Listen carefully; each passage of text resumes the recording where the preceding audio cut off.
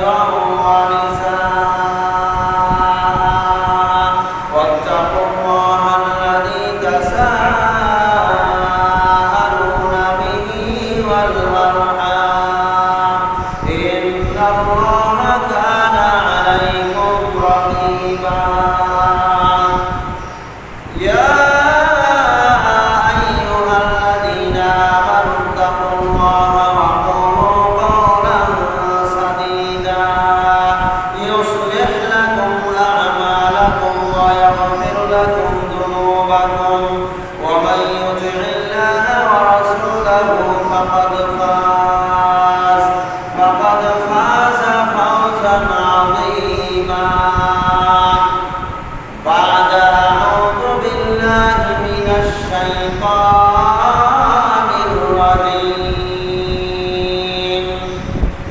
بسم الله الرحمن الرحيم وإذا قيل لهم لا تفسدوا في الأرض قالوا إنما نحن مصلحون ألا إنهم هم المفسدون ولكن لا يشعرون عن أبي سعيد الخدري رضي الله تعالى عنه قال قال رسول الله صلى الله عليه وسلم فاتقوا الدنيا واتقوا النساء فإن أول فتنة بني إسرائيل كانت في النساء رواه مسلم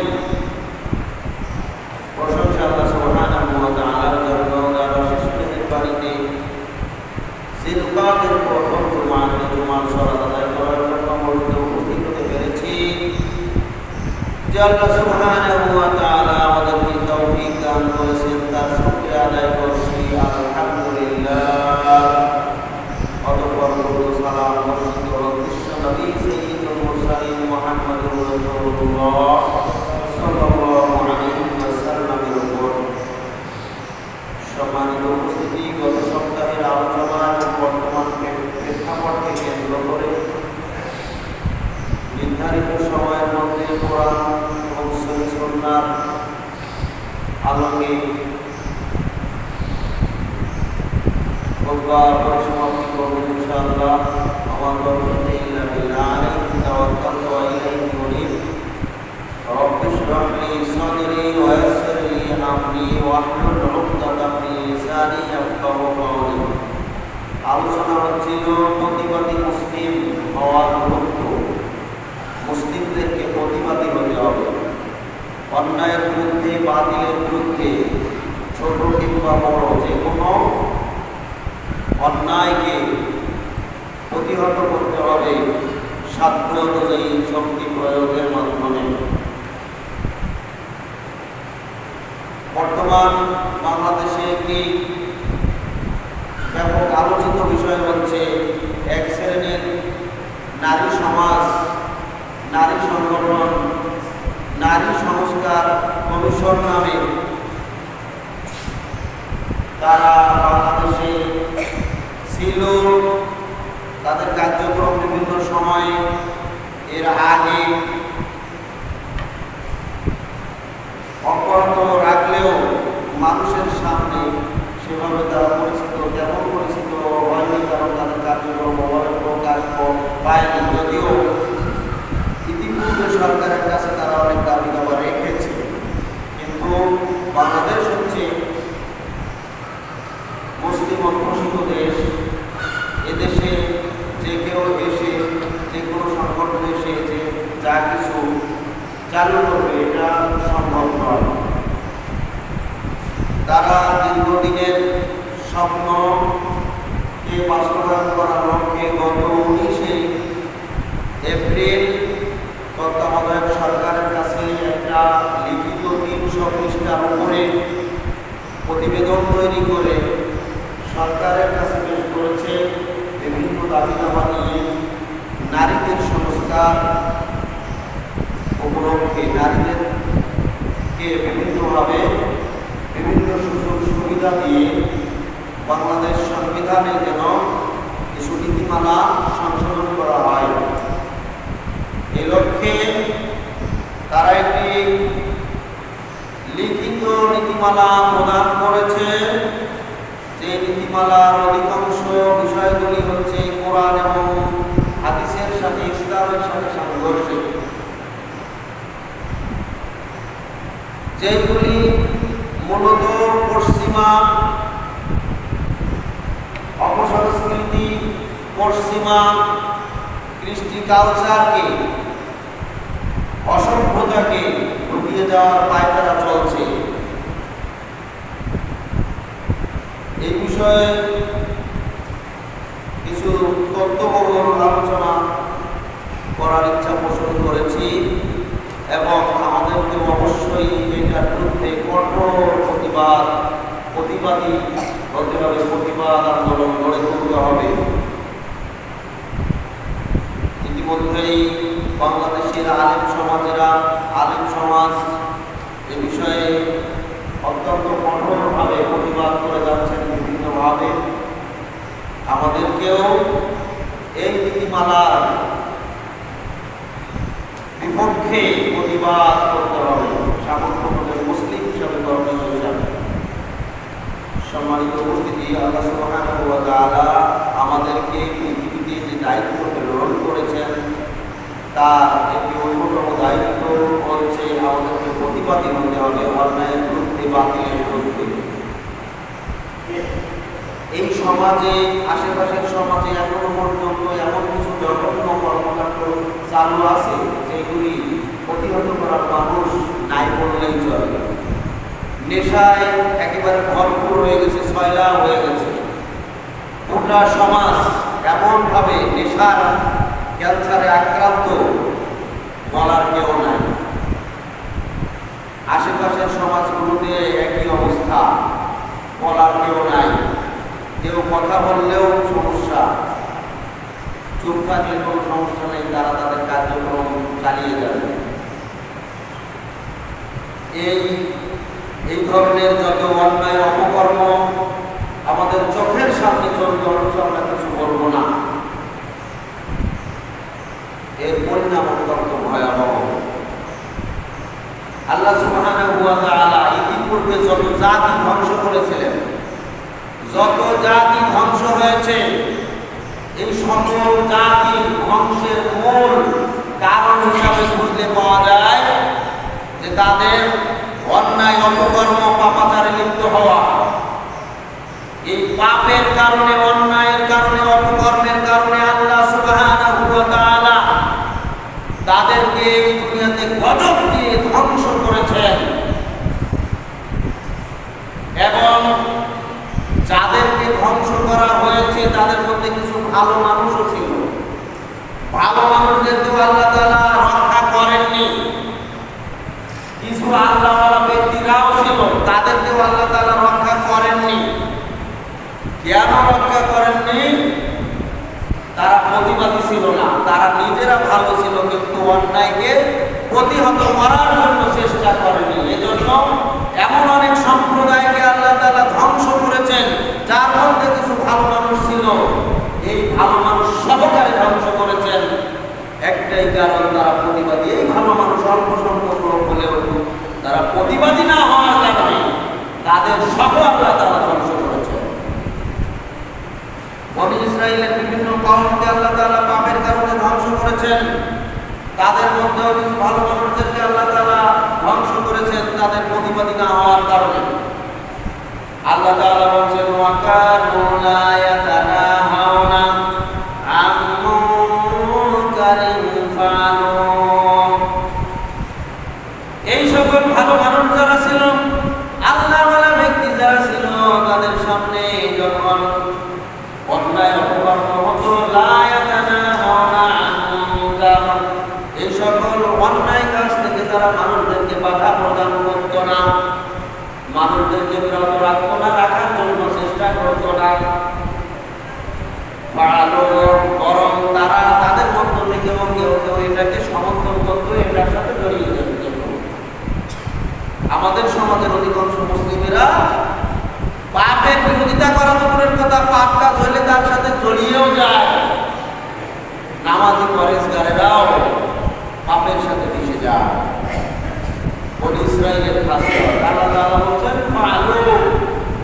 ভালো মানুষেরাও বাধা প্রদান করার কথা, তারা নিজেরাও একটু কাজে লিপ্ত হয়ে যেত কখনো কখনো।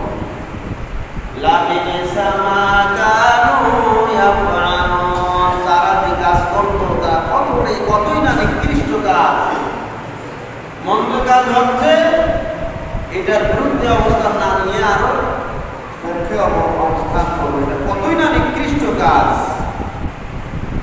আমি আল্লাহর বান্দা, আমি সালাত আদায় করি, আমি আল্লাহর হুকুম পালন করি, অথচ সমাজে অন্যায় অপকর্ম চলছে, আমি কিছুই বলবো না, কিছুই বললাম না। আল্লাহ তাআলা বলেছেন লা বিসা মা কানু ইয়াফআলুন, এগুলি কতই না নিকৃষ্ট কাজ, কতই না মন্দ কাজ। আমি নিজেকে বাঁচিয়ে চলছি যে এত ঝামেলার দরকার কি, খামাখা ঝামেলা করে লাভ আছে, এদের কাজেরা করুক, আমার কাজ আমি করব। আল্লাহ তাআলা বলছেন এই মন মানসিকতা যাদের রয়েছে, যাদের প্রতিবাদী মন তৈরি হয় নাই, অন্যায়কে মেনে নিচ্ছে, অন্যায়ের বিরুদ্ধে অবস্থান করছে না, লা বিসা মা কানু ইয়াফআলুন, এই কাজ কি, এদের এই মন মানসিকতা কতই না নিকৃষ্ট। নাউযুবিল্লাহ। আবু বকর সিদ্দিক রাদিয়াল্লাহু তাআলা বলেন, আমি রাসূল সাল্লাল্লাহু আলাইহি ওয়াসাল্লামকে বলতে শুনেছি, বিশ্বনবী মুহাম্মদুর রাসূলুল্লাহ সাল্লাল্লাহু আলাইহি ওয়াসাল্লাম বলেছেন, যখন তোমাদের কোন ব্যক্তিকে কোন মানুষকে অন্যায় অত্যাচারে লিপ্ত হওয়া দেখবে, মানুষের উপরে জুলুম করছে, অন্যায় করছে, পাপ করছে, তখন এই লোকটি যদি তাকে তার হাত ধরে তার এই অত্যাচার থেকে, তার এই কাজ থেকে বিরত না রাখে, তার হাত ধরে বিরত না রাখে, অর্থাৎ তার সাধ্য অনুযায়ী এই কাজ থেকে যদি তাকে বিরত না রাখে, তাহলে আল্লাহ তাআলা অচিরেই এই পুরা সবার উপরে গজব নাজিল করবেন। নাউযুবিল্লাহ। আল্লাহ তাআলা শীঘ্রই তাদের উপরে শাস্তি অবতীর্ণ করবেন। কি অপরাধে? কিছু ভালো মানুষ থাকা সত্ত্বেও অন্যায় চলতেই থাকে, কেউ কিছু বলে না। এভাবেই যদি সমাজ চলতে থাকে, তাহলে অচিরেই আল্লাহ তাআলার শাস্তি তাদের উপরে নাজিল হবে। নাউযুবিল্লাহ। তিরমিজির হাদিস নম্বর 2168, 2169 নম্বর হাদিস। আরেকটি হাদিস, হুযায়ফা ইবনে ইয়ামান রাদিয়াল্লাহু তাআলা বলেন, আমি রাসূল সাল্লাল্লাহু আলাইহি ওয়াসাল্লামকে বলতে শুনেছি, তিনি বলেছেন, ওয়াল্লাযী নাফসি বিয়াদিহি, যার হাতে আমার জীবন, সেই আল্লাহর কসম করে বলছি, তোমাদের কোন ব্যক্তি যদি মানুষদেরকে সৎ কাজের আদেশ না করে এবং অসৎ কাজ থেকে অন্যায়কে প্রতিহত না করে, অসৎ কাজকে প্রতিহত না করে, অপকর্ম পাপাচারকে প্রতিহত না করে, তাহলে আল্লাহ তাআলা অচিরেই এমন শাস্তি দান করবেন, এমন শাস্তি এই জাতির উপরে দিবেন, যেই শাস্তির কারণে তারা অতিষ্ঠ হয়ে যাবে এবং আল্লাহর কাছে দোয়া করতে থাকবে। তারা আল্লাহর কাছে দোয়া করবে, কিন্তু আল্লাহ তাআলা এই জাতির উপরে এতই রাগান্বিত হবেন, তাদের দোয়াও কবুল করবেন না।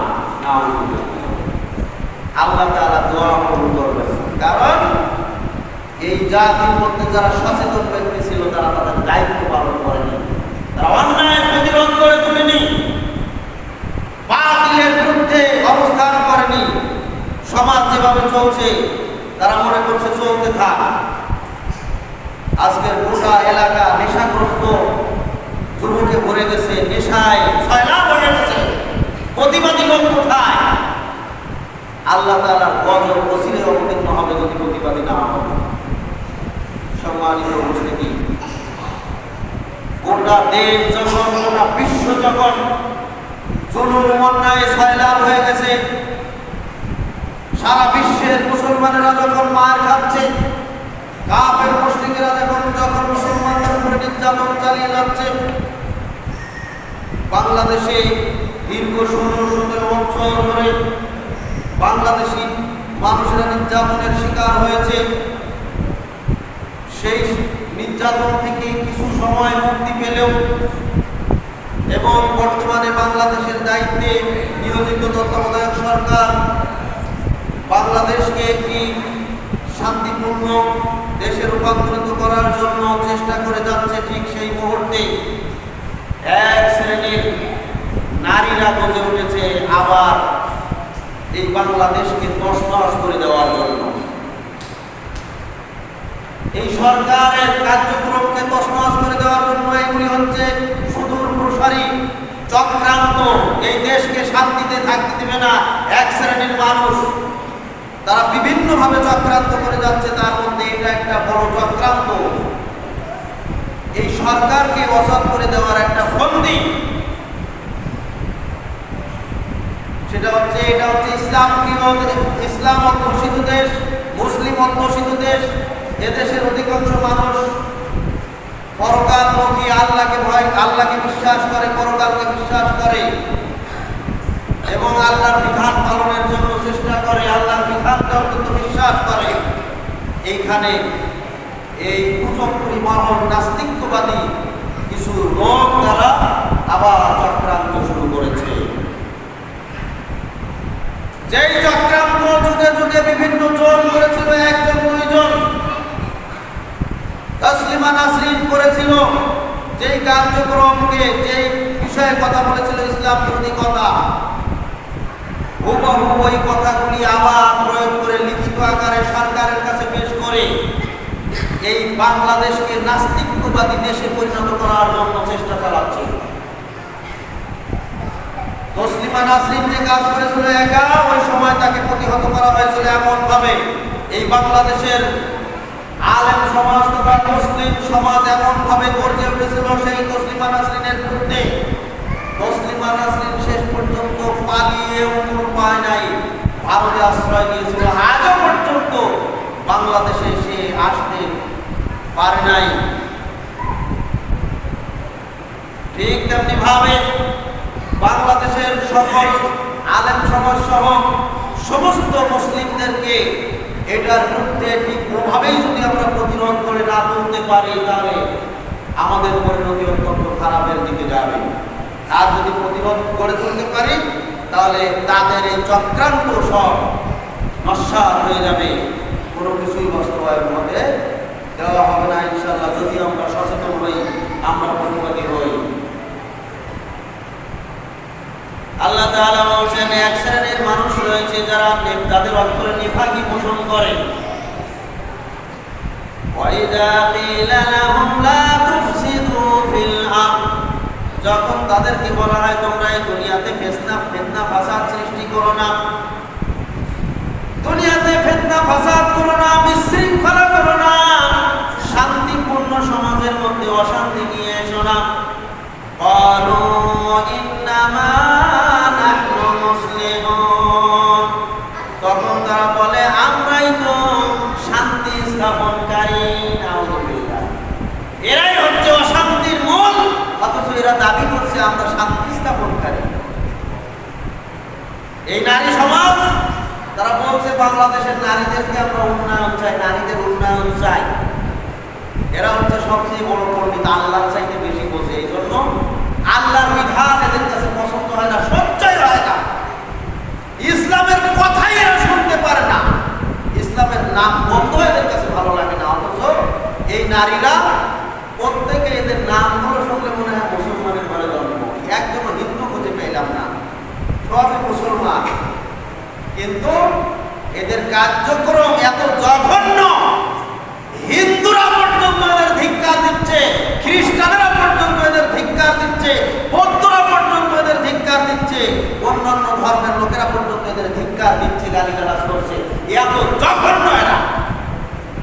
এদের পোশাক আশাক, এদের চাল চলন, এদের আচার ব্যবহার, এদের কথাবার্তা এতই জঘন্য যে ইসলাম ধর্মের অনুসারী তো দূরের কথা, অন্য কোনো ধর্মের লোকেরাও এদের সহ্য করতে পারছে না, পছন্দ করছে না এদের কার্যক্রম থেকে। এত জঘন্য, অথচ এরা বলছে আমরা নারীদের উন্নয়ন চাই, শান্তি চাই। নাউযুবিল্লাহ।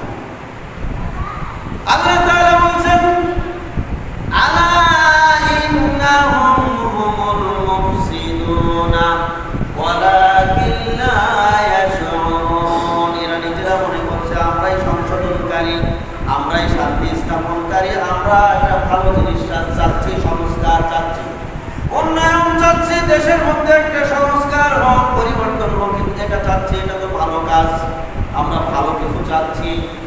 আল্লাহ তাআলা বলছেন, আলা তোমরা সাবধান হয়ে যাও, আলা তোমরা সাবধান হয়ে যাও, ইন্নাহুমুল মুফসিদুন, নিশ্চয়ই ওরাই হচ্ছে ফাসাদ সৃষ্টিকারী, ওরাই হচ্ছে বিশৃঙ্খলা সৃষ্টিকারী।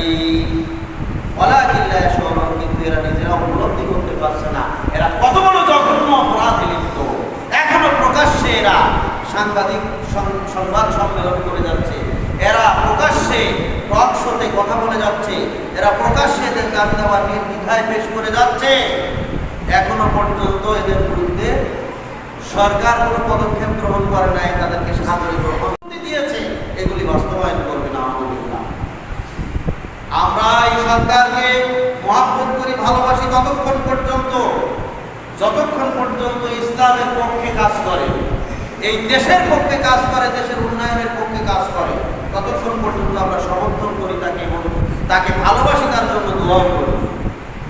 ইতিমধ্যেই বাংলাদেশের সকল আলেম সমাজ বর্তমান সরকারের প্রশংসায় অনেক আলোচনা করেছে, তার প্রশংসা করেছে, তার কার্যক্রমে সন্তুষ্ট হয়ে এবং তাকে চাচ্ছে। কিন্তু এই মুহূর্তে যদি সরকার এই চক্রান্তকারীদের চক্রান্ত না বুঝে তাদের দাবি দাবা গ্রহণ করে আস্তে আস্তে বাস্তবায়নের চেষ্টা করে, তাহলে অবশ্যই তাদেরকে সহ এই সরকারের বিরুদ্ধেও এই দেশের আলেম সমাজ সহ সাধারণ মুসলিম সবাই অবশ্যই প্রতিরোধ গড়ে তুলবে ইনশাআল্লাহ। আমরা এই সরকারকে ততক্ষণ পর্যন্ত সমর্থন করি যতক্ষণ পর্যন্ত সেই দেশের এবং ইসলামের পক্ষে কাজ করবে, কিন্তু ইসলামের বিরুদ্ধে অবস্থান নিলে আমরাও অবশ্যই তার বিরুদ্ধে প্রতিরোধ গড়ে তুলব। এই মন মানসিকতা অবশ্যই আমাদেরকে তৈরি করতে হবে। সম্মানিত উপস্থিতি, এই নারী জাতি এত জঘন্য জাতি, নারী জাতি যদি খারাপ হয়ে যায় তাহলে এদের মাধ্যমে এক পরিবারে যদি একজন খারাপ নারী থাকে তাহলে পরিবার ধ্বংস হয়ে যায়, এক সমাজে যদি দুই একজন খারাপ নারী থাকে তাহলে গোটা সমাজ ধ্বংস হয়ে যায়। ঠিক তেমনি ভাবে একটা দেশে যদি এরকম কয়েকজন খারাপ নারী থাকে তাহলে গোটা দেশ ধ্বংস হওয়ার জন্য ওই নারীগুলি যথেষ্ট। এজন্যই আল্লাহ তাআলা বলছেন, এই পৃথিবীতে শয়তান তার কার্যক্রম চালায় মুসলমানদেরকে, মানুষদেরকে জাহান্নামমুখী করার জন্য, জাহান্নামী করার জন্য, মানুষদেরকে জাহান্নামে নিয়ে যাওয়ার জন্য শয়তান চক্রান্ত করে। আবার নারীরাও মানুষদেরকে ভুল পথে, বিভ্রান্তির পথে নিয়ে যাওয়ার জন্য চক্রান্তে লিপ্ত হয়। নাউযুবিল্লাহ। আল্লাহ তাআলা বলেন, ইন্না কাইদাশ শাইতানি কানা দাঈফা, নিশ্চয়ই শয়তান যে চক্রান্ত করে এই চক্রান্ত খুবই দুর্বল। ইমানদাররা যদি একটু সচেতন হয় তাহলে শয়তান তাদের কোনো ক্ষতি করতে পারে না। সুবহানাল্লাহ। শয়তানের চক্রান্ত সব নস্যাৎ হয়ে যায় মুসলমানরা একটু সচেতন হলে, ইমানদাররা একটু সচেতন হলে। সুবহানাল্লাহ। কিন্তু নারীদের চক্রান্ত এতই শক্তিশালী, নারীদের চক্রান্ত এতই শক্তিশালী, নারীদের চক্রান্ত এতই শক্তিশালী।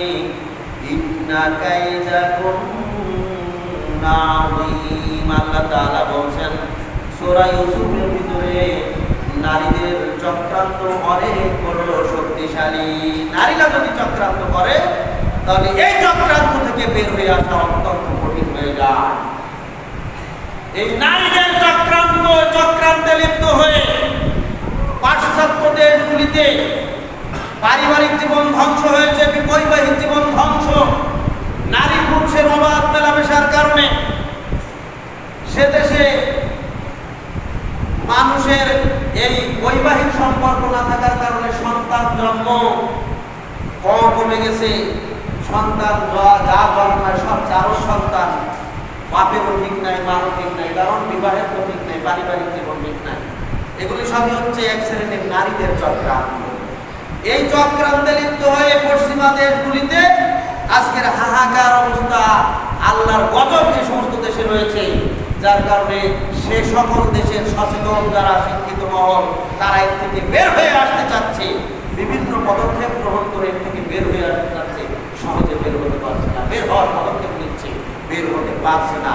আর এই বাংলাদেশে এই এজেন্ডা বাস্তবায়ন করার জন্য এই এক শ্রেণীর নারীরা কাজে নেমে গেছে। একটা প্রবাদ বাক্য আছে, পুরান পাগলে ভাত পায় না, নতুন পাগলের আমদানি। পুরান পাগলেই ভাত পায় না, আবার নতুন পাগলের আমদানি হচ্ছে। পশ্চিমা দেশগুলো আজকের এই অপসংস্কৃতি থেকে, এই জঘন্য কার্যক্রম থেকে বের হয়ে আসার জন্য চেষ্টা করছে, আর বাংলাদেশে এটাকে বাস্তবায়ন করার জন্য আবার নীতিমালা তৈরি করেছে। না, অবশ্যই সোচ্চার হতে হবে। সম্মানিত উপস্থিতি,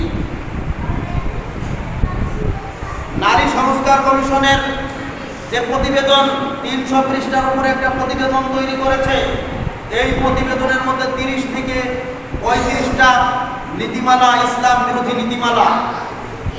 এর যদি 2-1টা বাস্তবায়ন হয়, তাও এই দেশের মুসলমানদের উপরে, ইসলামের উপরে চরম অবমাননা করা হবে। একটাও বাস্তবায়ন করতে দেওয়া হবে না ইনশাআল্লাহ, কারণ এগুলি সবই হচ্ছে ইসলাম বিরোধী নীতিমালা, শরিয়াত বিরোধী নীতিমালা, আল্লাহ প্রদত্ত নীতিমালার বিরুদ্ধে। তাদের নীতিমালা বাস্তবায়ন করার জন্য তারা ক্ষমতায় যেতে চায়। এই জন্য তারা দাবি করেছে, তাদের এই নীতিমালার 81 পৃষ্ঠায় দাবি করা হয়েছে, বাংলাদেশের জাতীয় সংসদে 300 আসন রয়েছে, নারীদেরকেও 300 আসন দিতে হবে। এবং তাদের এই নীতিমালার মূল বিষয় হচ্ছে নারীরা সমান অধিকার পাবে, সকল ক্ষেত্রে সমান অধিকার পাবে। তাদের এই নীতিমালার 33 পৃষ্ঠায় বলা হচ্ছে, ধর্মভিত্তিক পারিবারিক আইনে নারী বৈষম্যের শিকার। ধর্মভিত্তিক যে পারিবারিক আইন আছে, এই আইনে নারী বৈষম্যের শিকার। নারীদের মধ্যে কোনো বৈষম্য নেই, অধিকার নারীদের সমান অধিকার দিতে হবে, কোনো বৈষম্য থাকবে না। পুরুষ যেমন অধিকার পায়, নারীরা তেমনই অধিকার পাবে। সম্মানিত উপস্থিতি, এরই প্রেক্ষাপটে তারা দাবি করছে, ক্ষমতার ক্ষেত্রে আমরা পুরুষরা যদি 300 এমপি হয়, 300 আসন পার্লামেন্টে পায়, তাহলে নারীদেরকেও সংরক্ষিত 300 আসন রাখতে হবে। দেখেন তাদের দাবি। আবার তাদের হচ্ছে, পুরুষেরা ভোটের মাধ্যমে নির্বাচিত হয়ে পার্লামেন্টে যাবে, কিন্তু নারীরা ভোটের মাধ্যমে যাবে না, তাদের জন্য সংরক্ষিত আসন থাকবে, আলাদা 300। এটা তাদের নাকি অধিকার না, তাদের এই অধিকার দিতে হবে। তাদের মূল কার্যক্রম হচ্ছে, তারা ধর্মভিত্তিক পারিবারিক আইনের বিরুদ্ধে অবস্থান নিচ্ছে। এটা বৈষম্যযুক্ত একটা আইন। এই আইন চলবে না, বরং বৈষম্যহীন আইন লাগবে। নারীরা বৈষম্যের শিকার। সবার সমান অধিকার দিতে হবে। সমান অধিকার যদি সবাইকে দিতে হয়, তাহলে ইসলাম চায় ন্যায্য অধিকার প্রতিষ্ঠা করতে। যার যে অধিকার দেওয়া দরকার, যার যতটুকু যেভাবে যেখানে দেওয়া দরকার, তার ততটুকু সেখানে সেভাবে দিতে হবে। এটা হচ্ছে ন্যায্য অধিকার। ইসলাম ন্যায্য অধিকার প্রতিষ্ঠার কথা বলেছে, আর এরা বলেছে সমান অধিকার। সমান অধিকারের কথা। সমান অধিকার মানে একজন ব্যক্তির 2জন ছেলে মেয়ে আছে, একজন অসুস্থ, তার জন্য ডাক্তারের কাছ থেকে ঔষধ নিয়ে এসেছে, আর একজন সুস্থ। এখন সমান অধিকার যদি পরিবারে প্রতিষ্ঠা করতে চায়, তাহলে ওই সুস্থ ছেলেটাকেও জোর করে হলে ঔষধ খাওয়াই দিতে হবে, তাহলে সমান অধিকার প্রতিষ্ঠা হবে। সমান অধিকার কি এরা বোঝেই নাই। সমান অধিকার কাকে বলে? ইসলাম বলেছে ন্যায্য অধিকার প্রতিষ্ঠা করতে হবে, যে অসুস্থ তাকে ঔষধ খাওয়াতে হবে। আর এরা দাবি করছে সমান অধিকার প্রতিষ্ঠা করতে হবে, 2জন সন্তান, 2জনকেই ঔষধ খাওয়াতে হবে। একজন অসুস্থ, একজন সুস্থতা থেকে সুস্থকেও ঔষধ খাওয়াতে হবে। এটার নাম হচ্ছে সমান অধিকার। সম্মানিত উপস্থিতি, একজন অসুস্থ, জ্বর হয়েছে, আর একজন সুস্থ। সুস্থ সন্তান ফ্যানের নিচে বাতাস খাচ্ছে, বাতাস না খেলে গরম লাগে। আর অসুস্থ যে জ্বর, সে কি ফ্যানের বাতাসটা সহ্য হবে? তার তো শীত লাগছে। এখন যে বাতাসের নিচে, সে তো ফ্যানের বাতাস খাচ্ছে, বিল উঠছে। এখন ওর তো বিল উঠতেছে না, তাহলে সমান অধিকার প্রতিষ্ঠা করতে গেলে দুইটাই হয় ফ্যানের নিচে থাকতে হবে, আর তাহলে দুইজন দুইটার ফ্যান অফ রাখতে হবে। এর নাম হচ্ছে সমান অধিকার প্রতিষ্ঠা করা। একজন সন্তানের বয়স হচ্ছে 7 বছর, আর একজন সন্তানের বয়স 14, 15 বছর, 16 বছর। দুইজনের লেখাপড়ার ক্ষেত্রে 7 বছর যে তার প্রতি মাসে 1000 টাকা খরচ হয়, আর যে 16 বছর বয়সের তার পিছনে প্রতি বছর প্রতি মাসে 5000 টাকা খরচ হয়। সমান অধিকার যারা প্রতিষ্ঠা করতে চায়, এই সমান অধিকার প্রতিষ্ঠা করতে গেলে 7 বছরের বাচ্চার পিছনে 5000 টাকা খরচ করতে হবে। এর নাম হচ্ছে সমান অধিকার প্রতিষ্ঠা করা। যে ইন্টারমিডিয়েট ডিগ্রিতে পড়ে, যে মাস্টার্সে পড়ে অথবা অনার্সে পড়ে, তার পিছনে যে খরচ হয় আর এই বাচ্চার পিছনে খরচ, দুইজনের খরচ কি সমান হয়? সমান অধিকার প্রতিষ্ঠা যারা করতে চাচ্ছে তাদের দাবি এরকম যে এর পিছনে যা খরচ, ওর পিছনে তাই খরচ করতে হবে। এর নাম হচ্ছে সমান অধিকার। এই সমান অধিকার এটা কখনো প্রতিষ্ঠা, এটা আদৌ সম্ভব নয়। ইসলাম বলেছে ন্যায্য অধিকার প্রতিষ্ঠা করতে, যার যতটুকু প্রয়োজন তার পিছনে ততটুকু ব্যয় করতে হবে। এটা হচ্ছে ন্যায্য অধিকার।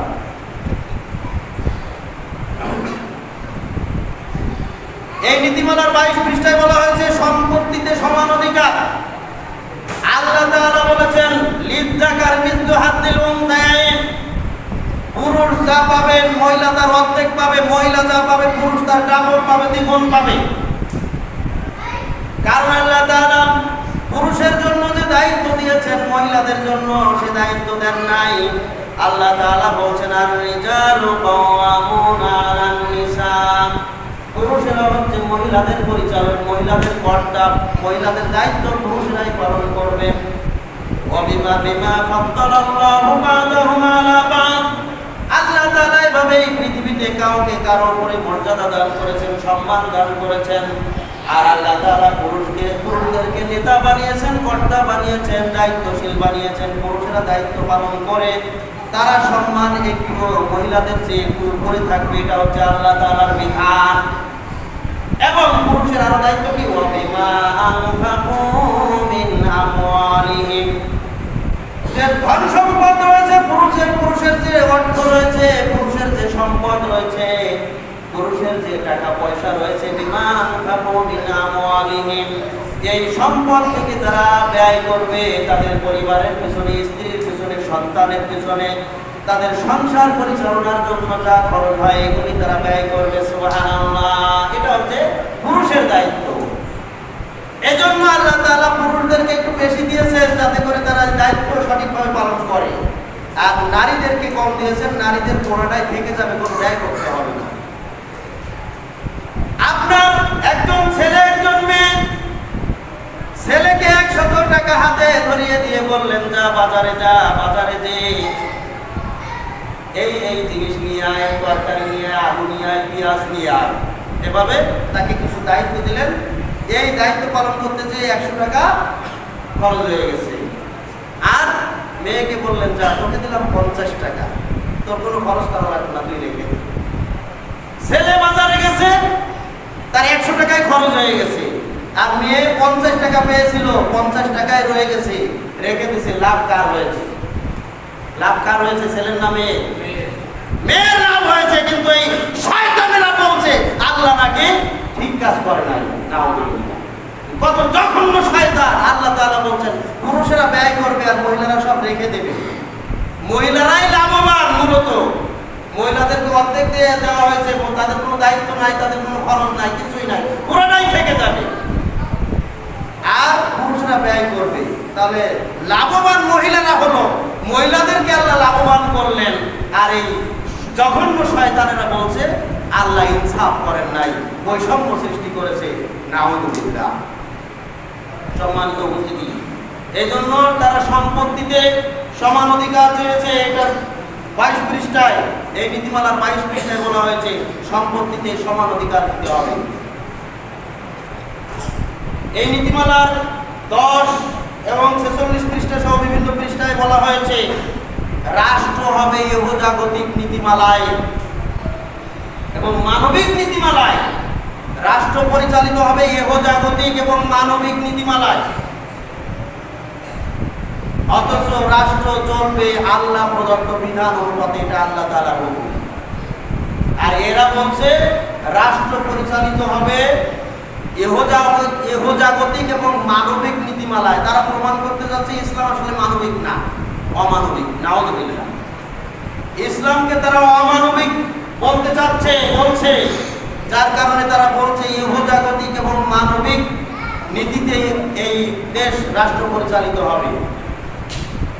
অর্থাৎ শুধুমাত্র দুনিয়া কেন্দ্রিক, এখানে পরকাল কেন্দ্রিক কিছুই থাকবে না, শুধুমাত্র দুনিয়া কেন্দ্রিক থাকবে।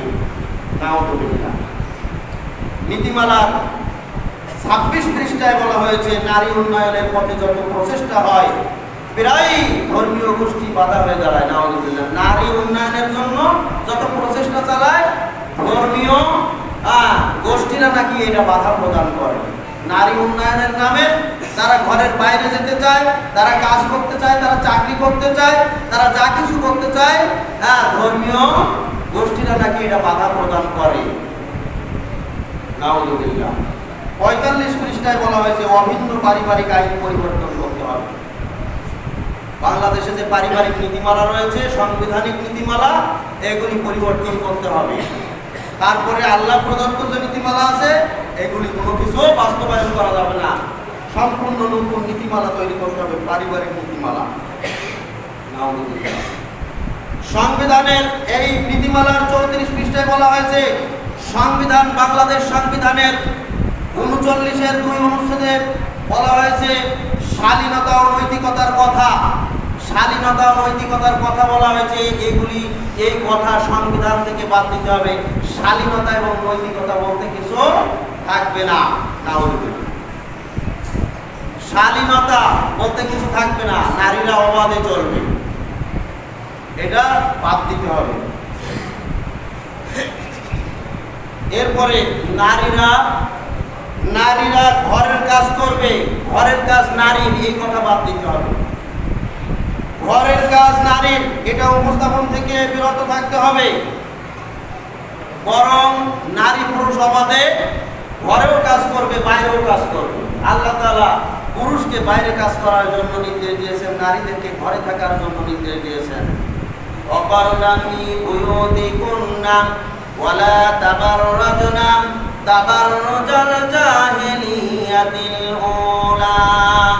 হে নারী সমাজ, তোমরা তোমাদের গৃহের মধ্যে অবস্থান করো এবং নিজেদেরকে প্রদর্শন করে জাহেলি যুগের নারীদের মতো বাইরে বের হয়ো না।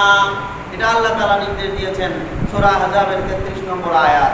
আর এরা বলছে নারী ঘরে কাজ করবে না, বরং ঘরের কাজ নারী পুরুষ সবারই, আবার বাইরের কাজও নারী পুরুষ সবার। এরা নারীদেরকে সংস্কার করে ভালো পথে আনতে চায়, অথচ আল্লাহ তাআলা নারীদেরকে কাজের দায়িত্ব দেননি, বরং ঘরের কাজ করার জন্য, বাইরের কাজ করার জন্য আল্লাহ তাআলা এরকম কোনো নির্দেশনা দেননি, বরং তারা ঘরের কাজ করবে।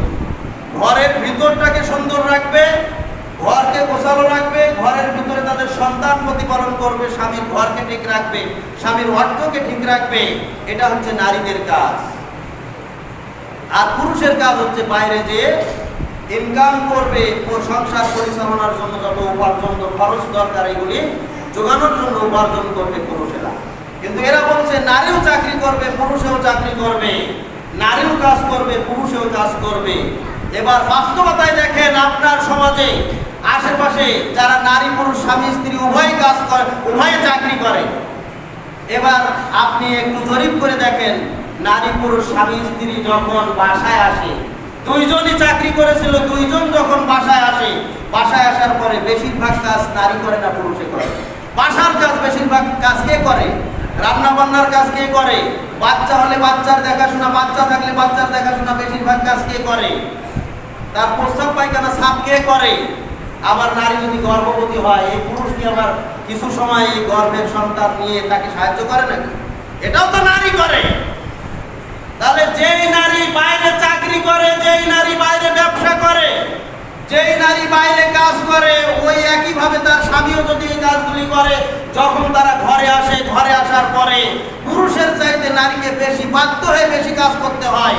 এটা পুরুষেরা ইচ্ছা করলেও করতে পারে না, এই কাজগুলি নারীকেই বেশি করতে হয়। তাহলে নারীর উপরে জুলুম করা হয়েছে, অথচ এরা বলছে নারীদেরকে ভালো করতে চায়, ভালো পথে আনতে চায় না।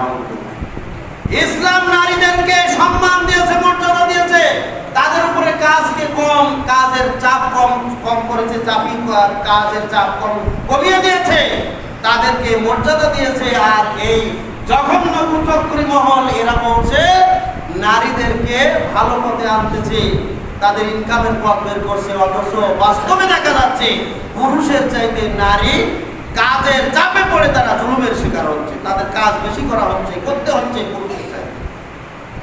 দুইজনই স্বামী স্ত্রী কলেজে বিশ্ববিদ্যালয়ে চাকরি করে, যখন বাড়িতে আসছে বাড়ির কাজগুলি সব বেশিরভাগই নারীকে করতে হচ্ছে। তার মানে তার উপরে চাপ সৃষ্টি করা হয়েছে, চাপ বেশি প্রয়োগ করা হয়েছে। তাহলে সমান অধিকার কোথায়? সম্মানিত প্রকৃত ইসলামই হচ্ছে প্রকৃত শান্তির ধর্ম, যেই ইসলামের অনুসরণ করলেই শান্তি প্রতিষ্ঠিত হয়। আর মানুষের বানানো যত নীতিমালা রয়েছে সবই হচ্ছে সমাজে, দেশে, বিশ্বে অশান্তি, বিশৃঙ্খলা সৃষ্টি করার মাত্র। নীতিমালার 35, 54, 63 সহ বিভিন্ন পৃষ্ঠায় বলা হয়েছে মহিলা বলা বাদ দিতে হবে, তাদেরকে বলতে হবে নারী। এতদিন আমরা শুনেছি, দেখে এসেছি মহিলা ও শিশু বিষয়ক মন্ত্রণালয়, বিভিন্ন মহিলার নামে মহিলাদের বিভিন্ন নাম রয়েছে, এরা বলছে মহিলা বাদ দিতে হবে, মহিলা থাকবে না, নারী হবে। আসলে এদের উদ্দেশ্য সুদূর প্রসারী উদ্দেশ্য, নারী থেকে আস্তে আস্তে ট্রান্সজেন্ডারের দিকে নিয়ে যাবে, তারপরে সমকামিতার দিকে নিয়ে যাবে, এ হচ্ছে তাদের উদ্দেশ্য। এই জন্য মহিলা শব্দটা বাদ দিতে হবে। 41 পৃষ্ঠায় বলা হয়েছে বাল্য বিবাহ আইন সংস্করণ করতে হবে, কারণ এদেশের সংবিধানে যে বাল্য বিবাহের আইন রয়েছে, এটা বাল্য বিবাহের বয়স নির্ধারণ করা রয়েছে 18 বছর মেয়েদের, ছেলেদের 21 বছর। কিন্তু তারপরে এদেশে বাস্তবিক কার্যক্রমে দেখা যায় অধিকাংশ ক্ষেত্রে বাল্য বিবাহই সংগঠিত হয়ে থাকে। এটা বাস্তবে কার্যকর নাই। এটাকে এমন ভাবে কঠিন ভাবে বাস্তবে সংস্করণ করতে হবে যাতে করে কোনো ব্যক্তি কখনো বাল্য বিবাহের নামও মুখে নিয়ে আসতে পারে, সাহস না পায়। এভাবে এটাকে সংস্করণ করতে হবে। বাল্য বিবাহ এটা বাল্য বিবাহ নয়, বাল্য জেনাকে নিষিদ্ধ করতে হবে। বাল্য জেনা, বাল্য মেলামেশা, অবাধ মেলামেশা, এইগুলিকে নিষিদ্ধ করতে হবে, এটা হচ্ছে ইসলাম। আর এরা বলছে বিবাহ নিষিদ্ধ করতে হবে। যত প্রকার জেনার পথ রয়েছে এগুলি পরবর্তীতে আসতেছে তারা কি চেয়েছে।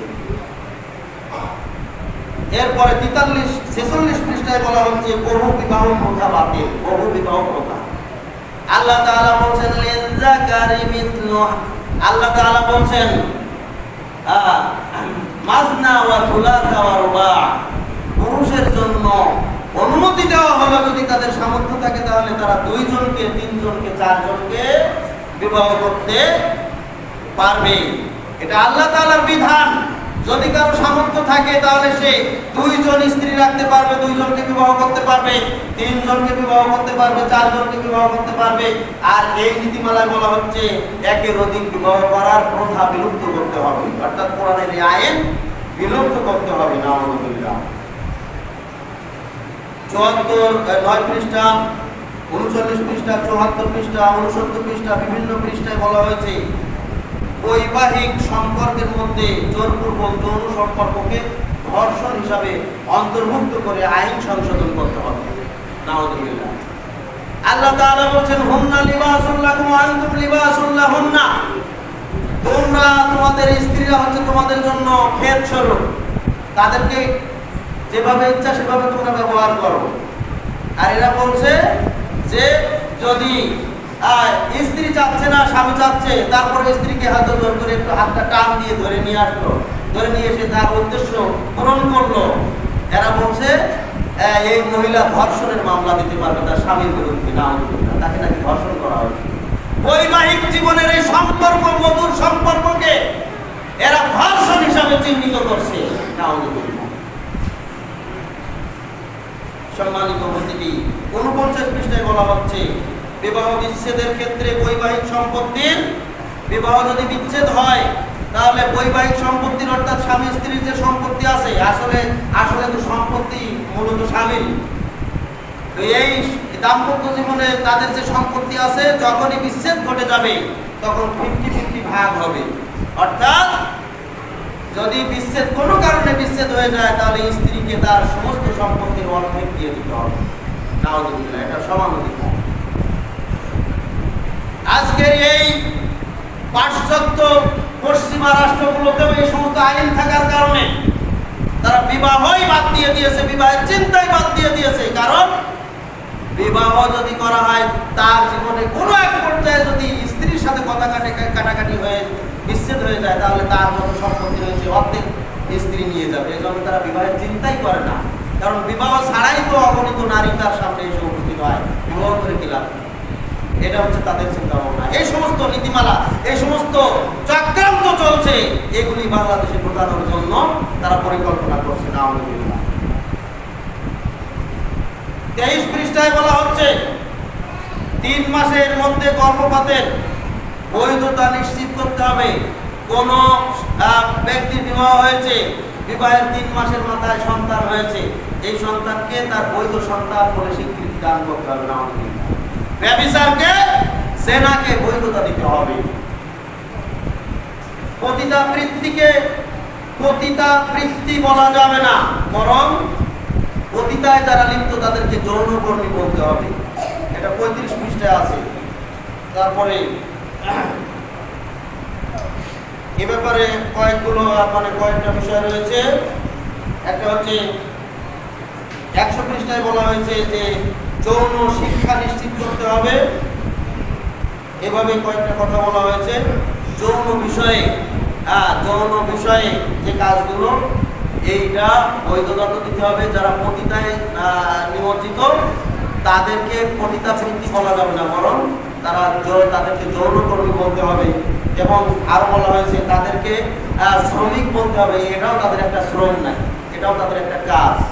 এটা তাদেরকে শ্রম বলতে হবে, তাদেরকে অবৈধ ঘোষণা করা যাবে না। এই সমস্ত অগণিত কথা রয়েছে যেগুলি এই দেশে যদি এর কিছুটাও কার্যকর হয় তাহলে ইসলাম ধ্বংস হয়ে যাবে। নাউযুবিল্লাহ। অতএব আমাদের উচিত হচ্ছে এই নারী সংস্কার কমিশন যে উদ্যোগ গ্রহণ করেছে তার কঠোর প্রতিবাদ করতে হবে।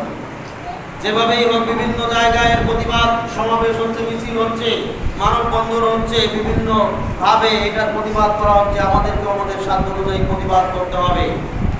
এবং সরকারের কাছে আমাদের দাবি হচ্ছে কোনো অবস্থাতেই এই মুসলিম অধ্যুষিত দেশে যেন এটাকে বাস্তবায়ন করতে না দেওয়া হয়, তার জন্য আমরা জোর দাবি জানাচ্ছি।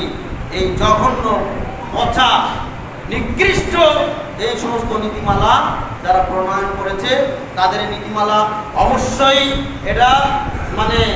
এটাকে অবশ্যই বাদ দিতে হবে। এবং যারা এই নীতিমালা প্রণয়ন করেছে, যারা এখনো পর্যন্ত সোচ্চার, তাদেরকে আইনের আওতায় এনে কঠিন শাস্তির ব্যবস্থা করতে হবে। কেন তারা আল্লাহর আইনের বিরুদ্ধে এরকম নীতিমালা তৈরি করবে এবং এটাকে বাস্তবায়ন করার জন্য কে তাদেরকে সাহস দিয়েছে, কে তাদেরকে অধিকার দিয়েছে? এটার জন্য তাদেরকে আইনের আওতায় এনে দৃষ্টান্তমূলক শাস্তি আমরা সরকারের কাছে দাবি করছি।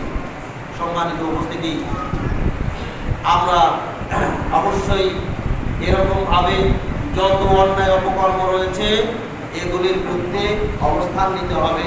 বিশেষ করে আমি যে কথা বলে আসছিলাম প্রথম দিকে, এই সমাজে, আশেপাশের সমাজে অনেক নেশার সয়লাভ, এর বিরুদ্ধে আপনারা সচেতন হন, সোচ্চার হন। তাহলে পুরো যুব সমাজ ধ্বংসের দিকে যাচ্ছে, পুরো সমাজ ধ্বংসের দিকে যাবে। সমাজ ধ্বংস হবে, পরিবার ধ্বংস হবে, দেশ ধ্বংস হবে, আল্লাহর গজব নেমে আসবে। আল্লাহর গজব ঠেকানোর জন্য অবশ্যই আমাদেরকে প্রতিবাদী হতে হবে। আল্লাহ তাআলা আমাদেরকে তৌফিক দান করুন। আল্লাহ তাআলা আমাদেরকে সমস্ত